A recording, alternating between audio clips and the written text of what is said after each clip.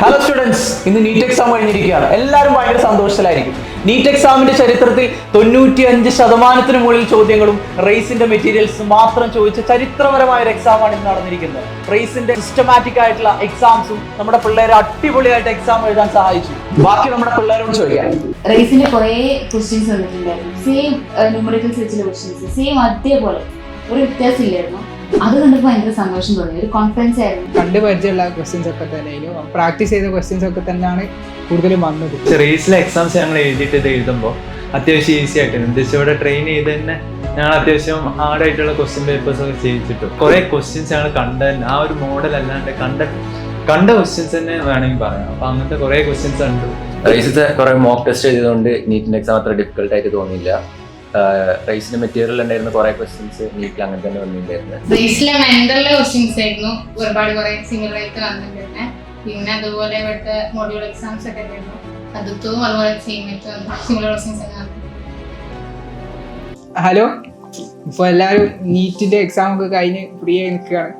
ഇപ്പോൾ പ്രതീക്ഷ അത്ര കുഴപ്പമുണ്ടായിട്ടില്ല. എല്ലാം കണ്ടു പരിചയമുള്ള ക്വസ്റ്റ്യൻസ് ഒക്കെ തന്നെ പ്രാക്ടീസ് ചെയ്ത ക്വസ്റ്റ്യൻസ് ഒക്കെ തന്നെയാണ് കൂടുതലും വന്നത്. അതുകൊണ്ട് ടെൻസ്ഡ് ആവാണ്ട് എഴുതാൻ പറ്റി, നല്ല ടൈമിങ്ങോട് എഴുതാൻ പറ്റി.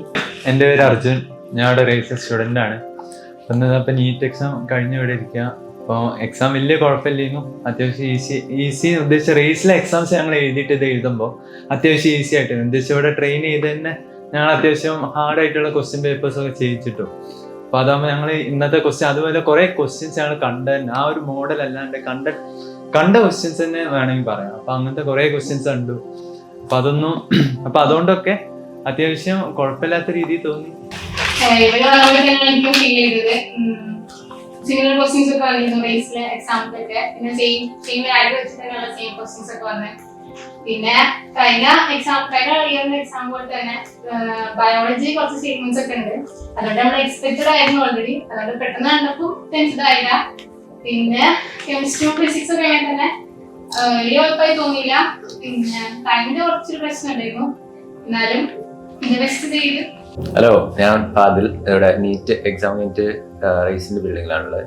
റേസിത്തെ കുറെ മോക്ക് ടെസ്റ്റ് ചെയ്തുകൊണ്ട് നീറ്റിന്റെ എക്സാം അത്ര ഡിഫിക്കൽട്ട് ആയിട്ട് തോന്നിയില്ല.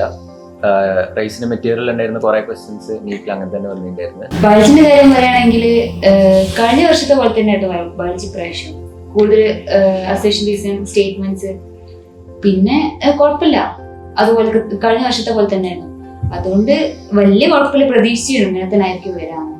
പിന്നെ കെമിസ്ട്രി കുറെ ന്യൂമറിക്കൽസ് ഒന്നുമില്ല, എല്ലാം സ്റ്റേറ്റ്മെന്റ്, അതായത് കൺസെപ്റ്റ് അങ്ങനൊക്കെ ആയിരുന്നു. ഫിസിക്സ് ആണെങ്കിൽ അങ്ങനെ കുഴപ്പമൊന്നുമില്ല, വലിയ സീനായിട്ട് തോന്നിയില്ല. ബയോളജിയാണ് കുറച്ച് എന്തോ പഠിച്ചിട്ടും എന്തോ കിട്ടാത്ത മാതിരി തോന്നിയത്. പിന്നെ ഫിസിക്സിലെ ന്യൂമറിക്കൽസ് ഒക്കെ സുഖമായിരുന്നു. ഇവിടെ ചെയ്ത ക്വസ്റ്റ്യൻസ് തന്നെ അതിന് വന്നത് എന്നുവെച്ചാൽ ആ മോഡലൊക്കെ ആയിട്ട് തന്നെ അതിന് വന്നത്. പക്ഷെ ടൈമിങ്ങിനൊന്നും എനിക്ക് വലിയ സീനായിട്ട് തോന്നിയിട്ടില്ല.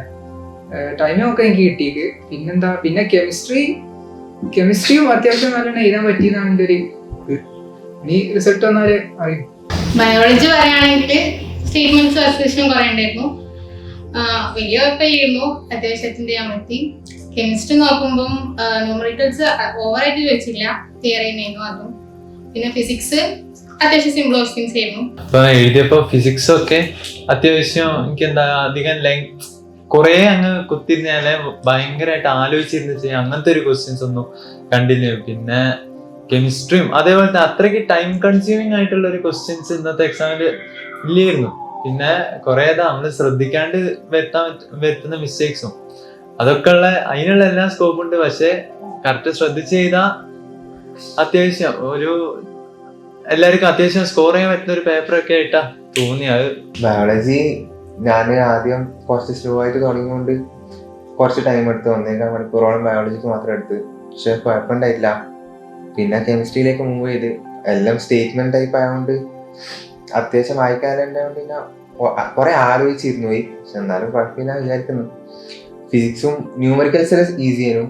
ഫിസിക്സും കെമിസ്ട്രി അത്ര കാൽക്കുലേഷൻ ടൈപ്പ് ആയിട്ടുള്ള ക്വസ്റ്റ്യൻസ് അല്ല, കൂടുതലും 1-2 സ്റ്റെപ്പിൽ കിട്ടുന്ന ക്വസ്റ്റ്യൻസ് ആയിരുന്നു. അതും കൂടുതൽ സ്റ്റേറ്റ്മെന്റ് ടൈപ്പും തിയറി ബേസ്ഡ് ആയിട്ടുള്ളതാണ് വന്നത് കെമിസ്ട്രിയും ഫിസിക്സും. ബയോളജി കൂടുതൽ സ്റ്റേറ്റ്മെന്റ് ടൈപ്പ് ആയിരുന്നു.